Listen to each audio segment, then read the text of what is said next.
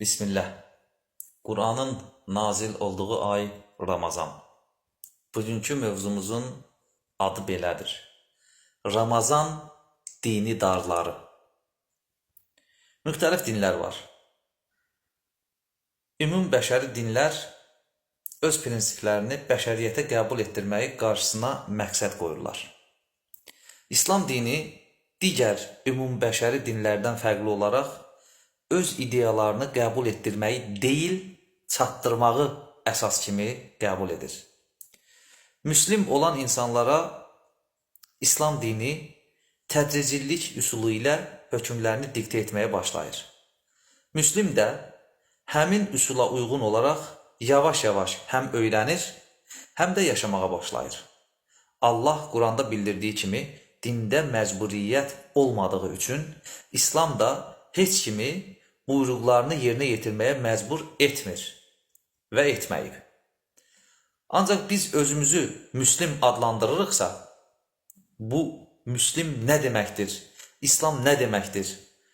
Bunu şuurlu şəkildə, içdən-içdən, qəlbən, könül xoşluğu ilə başa düşürüksə, Allahdan başqa ibadətə layiq haqq ilahın olmadığına şəhadət gətiririksə, Muhammedin Allahın qulu və peyğəmbəri, Allahın qulu və elçisi olduğunu qəbul ediriksə, Allahın dediklərini və peyğəmbərinin də Allahdan gətirdiklərini yerinə yetirməliyik. Əksi təqdirdə bizim müslim olmağımız saxtakarlıqdan və yaxud bizim özümüzə müslim deməyimiz saxtakarlıqdan və riyakarlıqdan bir addım da olsun irəli gedə bilməz. Əfsuslar olsun ki, İslamı qəbul etdiyini söyləyənlər, müslim olduğunu hayqıranlar, heç bir çətinliyi olmayan 24 saatdan cəmi cümlətanı yarımca saat vaxtını alan, bu vaxtın əvəzində də sonsuz həyat vəd edən bir ibadəti yerinə yetirməyə tənbəllik edirlər. İldə bircə ay mədələrini məzuniyyətə çıxartmağa ərinirlər. Allahın bizə qazandırdıqlarının zəkatını verməkdən qorxurlar. Bu cür İslamçılıq olmaz. Bunları etmiriksə, ürəyin təmiz olmasının bu İslamçılığa heç bir aidiyyəti yoxdur. İslam dini ildə bircə dəfə özünü döymək dini deyil. İslam dini ildə bircə ay özünü bütün pisliklərin əsaslarından sayılan spirtli içkilərdən kənarlaşdırmaq deyil. İslam insanların bütün həyatı ilə bütövləşən dindir. İslam insanların bütün həyatı ilə bütövləşən dindir. Həyatımızın bir hissəsinə daxil edib digərindən kənarlaşdıracağımız dinlərdən deyil İslam dini. Ramazan başlayanda şadlıq evlərini məzuniyyətə çıxarırıq. Demək, özümüz də bilirik ki, həmin şadlıq evlərində edilənlər İslama ziddir. Dinimizə uyğun gəlmir.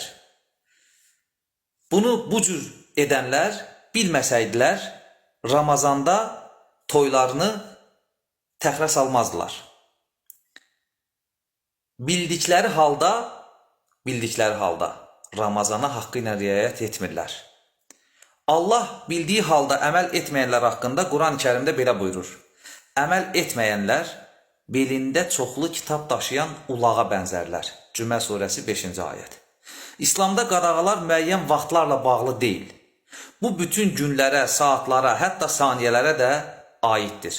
Buna görə də Ramazanda İslamın qadağalarını nəzərə aldıqları halda başqa vaxtlarda məhəl qoymayanlar belə kəslər haqqında Allahın bənzətməsindən gözəl bir söz ola bilməz. Ramazanda oruç tutub namaz qıldıqları, İslamla bağlı kitablar oxuduqları, Quranı açıb nəzərdən keçirdikləri halda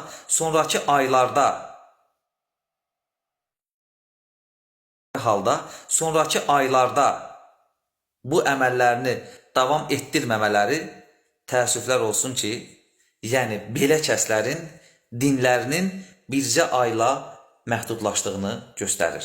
Gəlin, hər birimiz bu ayda əldə etdiyimiz iradəni, dözümlülüyü, bu ayın Allahın izni ilə bizə bəxş etdiyi o möhkəmliyi, o təlim-tərbiyəni ilin bütün günlərində də yaşayaq.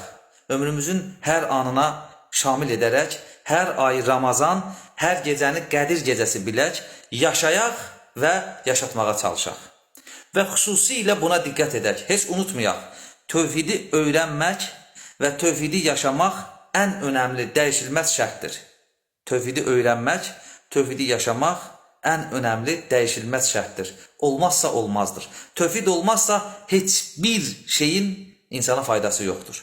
Bütün rəsulların ortaq dəvəti olan tövhidi həyatımızın hər zərrəsində haqqı ilə yaşayaq, insanları həqiqi İslama, tövhidə dəvətdə diqqətli, canlı başlı və xoş könüllü olaq. Allah Azze və Cəllə müvəffəq etsin. Subhanəkə Allahumma və bihamdik.